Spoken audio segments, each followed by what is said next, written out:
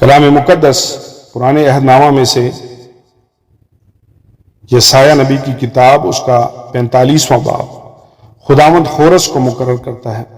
خداوند اپنے ممسوح خورس کے حق میں یوں فرماتا ہے کہ میں نے اس کا دہنا ہاتھ پکڑا کہ امتوں کو اس کے سامنے زیر کروں اور بادشاہوں کی کمریں کھلوا ڈالوں اور دروازوں کو اس کے لیے کھول دوں اور پھاٹک بند نہ کیے جائیں گے۔ میں تیرے آگے آگے چلوں گا اور ناہموار جگہوں کو ہموار بنا دوں گا۔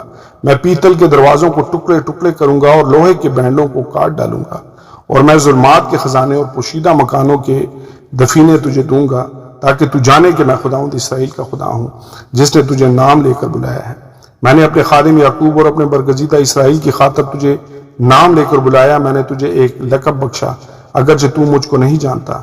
میں ہی خداوند ہوں اور کوئی نہیں، میرے سوا کوئی خدا نہیں۔ میں نے تیری کمر باندھی، اگرچہ تو نے مجھے نہ پہچانا، تاکہ مشرق سے مغرب تک لوگ جان لیں کہ میرے سوا کوئی نہیں۔ میں ہی خداوند ہوں، میرے سوا کوئی دوسرا نہیں۔ میں ہی روشنی کا موجد اور تاریکی کا خالق ہوں۔ میں سلامتی کا بانی اور بلا کو پیدا کرنے والا ہوں۔ میں ہی خداوند یہ سب کچھ کرنے والا ہوں۔ اے آسمان اوپر سے ٹپک پڑ، ہاں بادل راست بازی برسائیں، زمین کھل جائے اور نجات صداقت کا پھل لائے، وہ ان کو اکٹھے اگائیں۔ میں خداوند اس کا پیدا کرنے والا ہوں، تخلیق اور تاریخ کا خداوند۔ افسوس اس پر جو اپنے خالق سے جھگڑتا ہے۔ ٹھیکرا تو زمین کے ٹھیکروں میں سے ہے۔ کیا مٹی کمہار سے کہے کہ تو کیا بناتا ہے؟ کیا تیری دستکاری کہے اس کے تو ہاتھ نہیں؟ اس پر افسوس جو باپ سے کہے تو کس چیز کا والد ہے، اور ماں سے کہے تو کس چیز کی والدہ ہے۔ خداوند اسرائیل کا قدوس اور خالق یوں فرماتا ہے کہ کیا آنے والی چیزوں کی بابت مجھ سے پوچھو گے؟ کیا تم میرے بیٹوں یا میری دستکاری کی بابت مجھے حکم دو گے؟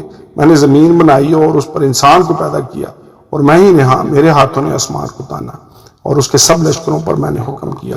رب الافعال فرماتا ہے، میں نے اس کو صداقت میں برپا کیا ہے، اور میں اس کو اس کی تمام راہوں کو ہموار کروں گا۔ میرا شہر بنائے گا اور میرے اسیروں کو بغیر قیمت اور عوض بھی یہ آزاد کر دے گا۔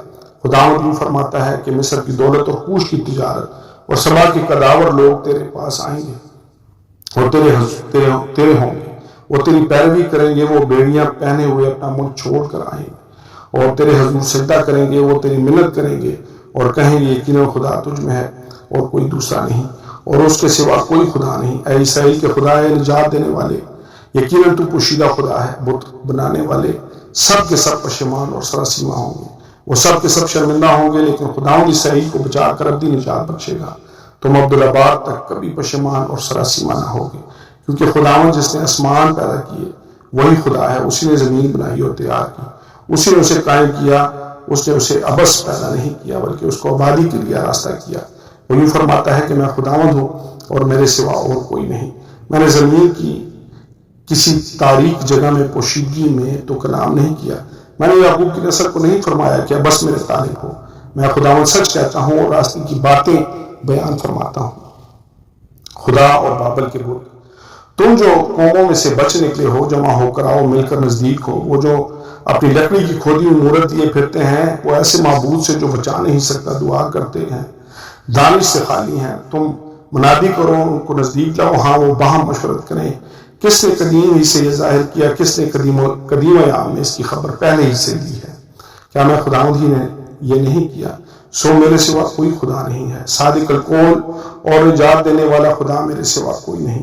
اے انتہائی زمین کے سب رہنے والوں، تم میری طرف متوجہ ہو، نجات پاؤ، کیونکہ میں خدا ہوں اور میرے سوا کوئی نہیں۔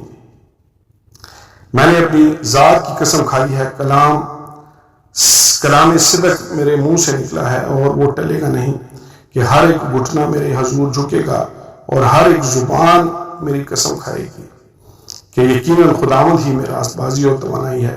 اسی کے پاس وہ آئے گا اور سب جو اس سے بیزار تھے پشیمان ہوں گے۔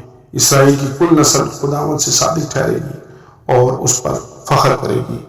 آمین اور آمین۔